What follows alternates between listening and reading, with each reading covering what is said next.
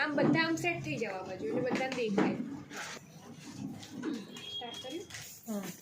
Starting કરતી વખતે પહેલાં સાઇડ સ્પ્રે અપ્લાય કરવાનું. જેટલી પણ ટેંગલ છે એને આપણે ટેંગલ ફ્રી કરી દઈશું. એના પછી ડાયગનલ સેક્શન, 2 ડાયગનલ સેક્શન આપણે સેપરેટ કરીશું.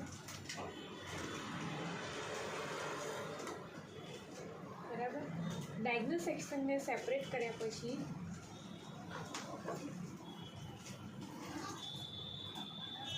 ટ્વિસ્ટ.